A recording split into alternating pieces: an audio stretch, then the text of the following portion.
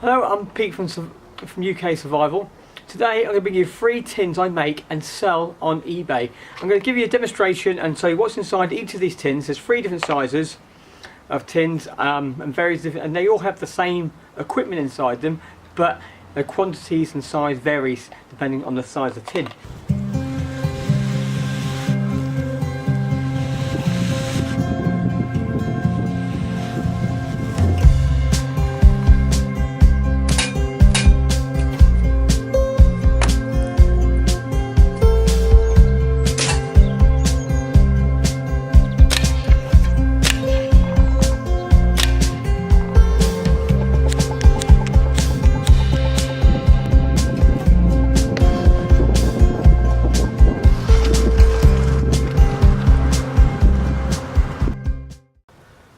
Okay, so this is the medium tin. Again, we have a Ranger band holding on the outside of the tin, keeping it shut. But this one is a sliding tin instead of the other one, which is a leg lock. So this one slides off. It's got the tin in there, and inside there at the very top, you've got the spool of jute twine. We've got our 3 tubes of cotton wool. Again, they hold 1/5 of a cotton wool ball in each of the tubes. We've got 2 coils of birch bark.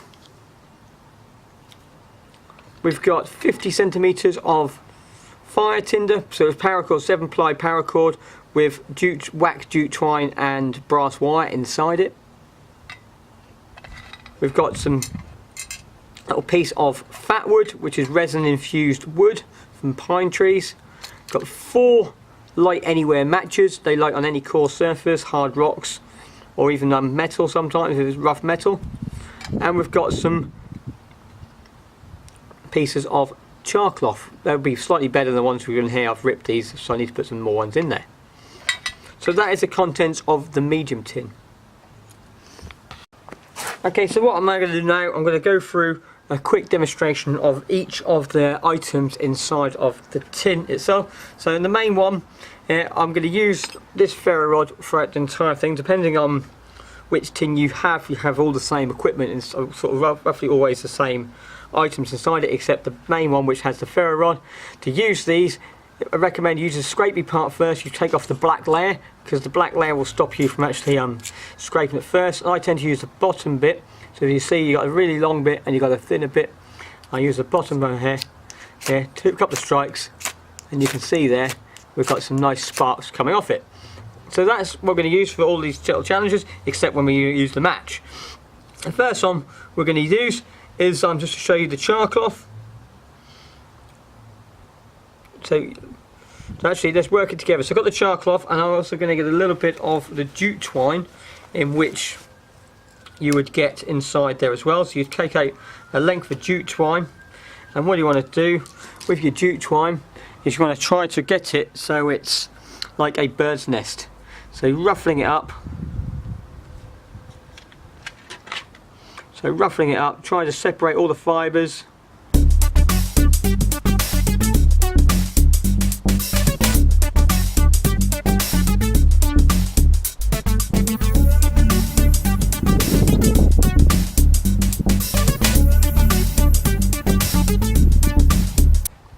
Okay, so I've now ruffled up a little bit of my jute twine, so you could use a whole lot or a little bit on there. This will take a spark on its own, but to really assist it, you can also use a little bit of your char cloth to help it along the way. So all we've got to physically do for that, we've got a char cloth, windy out here, we've got a ferro rod, so I like that.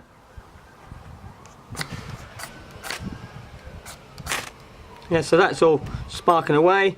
I can then place that onto there itself, give it a little bit of a blow.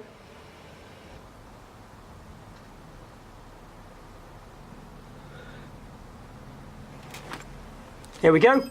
I now have flame. Yeah, okay, so that's just using the jute twine on there. So I could, if there's a little bit left,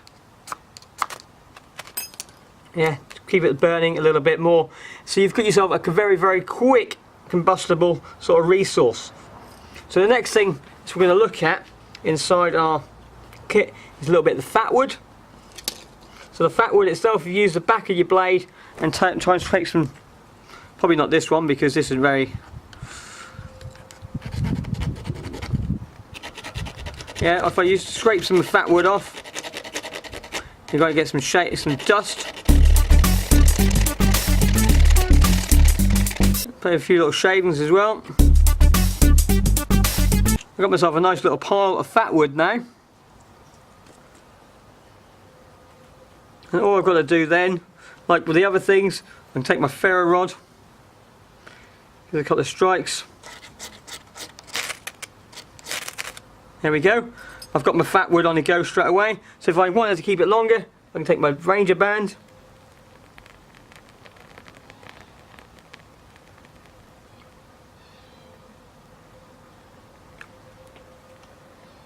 Okay, the next thing we're going to look at inside our kit is our cotton wool. So all we're going to do is just cut it open and then squeeze the tube, and you can pull out your piece of cotton wool. Once I've got that, I'm going to fluff up the cotton wool.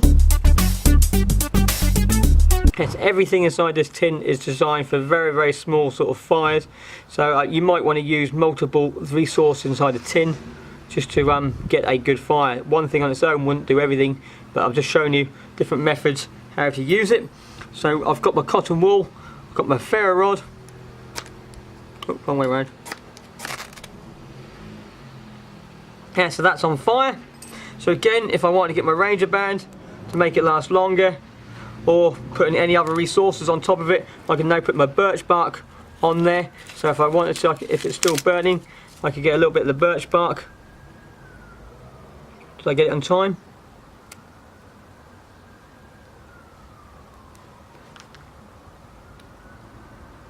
No. Okay, so that's just allowed, just to show you a little bit of the cotton wool. So again, if you needed to, you'd put something else with that just to give it a bit more ignition sort of coming on. And the last thing we have inside our tins, we have some birch bark. So depending on the size of the tin you get, to what sort of size birch bark you have. So we'll take a few little bits off, just to, if it's dried out, just rip them off a little bit. Take your knife, give it some scrapes as well. I'm going to try and get some dust off onto the birch bark, just the same as using the fat wood. The knife I'm using today is just a normal, very small, cheap knife from a pound shop. So you don't have to have the best kit out there to do the jobs.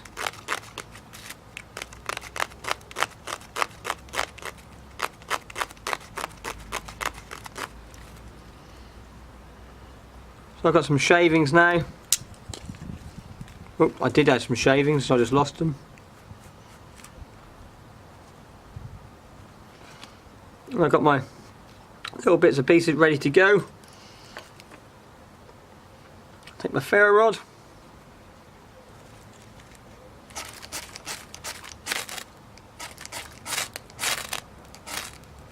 There we go. And I've got a nice fire on the go there, where I can just keep putting my birch bark on top of that. Will keep me going for some time. Got my Ranger band I could place on there as well, just keep that going even longer, which is now giving enough time now to actually build a nice decent fire off this stuff I got burning here.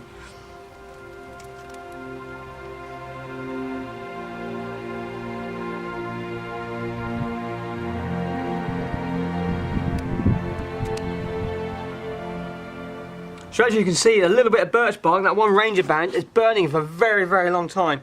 So just those two items alone will give you a good enough fire to actually keep it going. But you've got all the other stuff inside the kit to help you along on the way as well.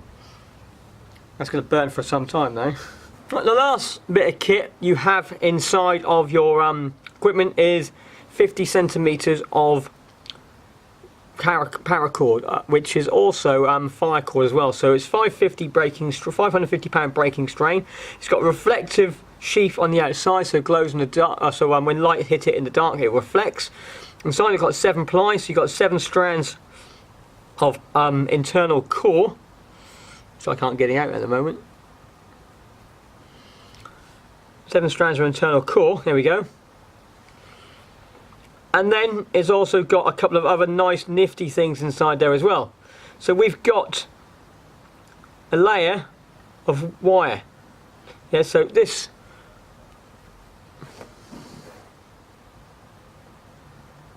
little bit of green thing here, that's actually cable, so wire. So you can pull that all the way out. So let's just take everything out of here for now. So you've got all the cord.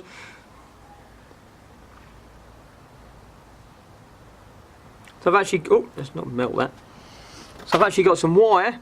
So with the wire, you can do all sorts of stuff with that. You can tie things on, make torches. You can even make very, very simple snares. It's quite strong and robust. Fishing line, all sorts of stuff with the wire inside of the cord. Then you've got 7 strands of normal cord, in which you could do all sorts of devices with. You can use it for lashing. You still got your reflective stuff on the outside when you take it off for safety or marking, signal markers. Coming down as well. Yeah, you can see it's all sticky. That's because it's been waxed. This bit here, which I'm now taking out now, is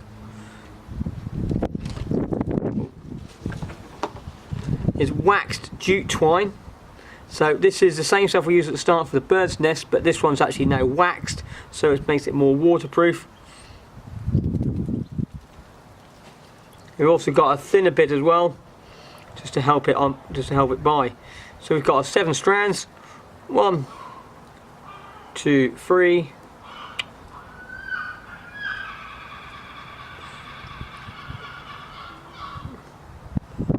4, 5, 6, and then our 7th little strand inside there, holding it all together. Then we've got a wire, that, and our waxed cord, which again, yeah, you mix it all up, rough it all up a little bit, so you get it over. I'll move all this out of the way now. So you take your wax cord, you rough it up just as you would do your normal cord.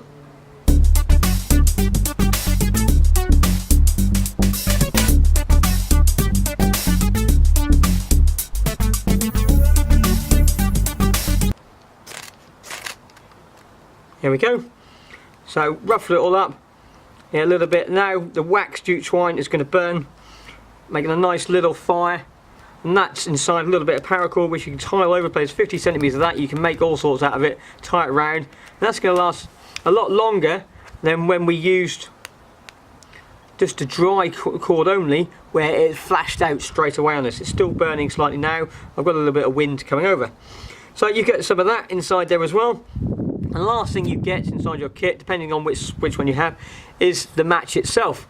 So these are, they hold magnesium and red phosphorus actually inside the head. Usually on a matchbox you only have one item inside that, but this allows me, if you can see on the side of me, there's on the concrete, and I'm going to try and get it up to you because the wind is actually quite strong where I am. Yeah, so you get some of those as well, but the wind is blowing them out where I am, so you'd shield that and nurse it. Okay, so that is the contents of the 3 tins, the large, the medium and the micro. Hope you enjoyed that video and found it interesting. If not, just get yourself out there and have it. But if you want to check these out, look at the link down below on my channel, and it will take you to the eBay shop where you can actually buy these. Or if you're actually from eBay, check out the other things which I do inside the channel for bushcraft sort of videos. Just remember, it's better to be one with the wilderness than to fight and struggle. Until next video, I'll see you then.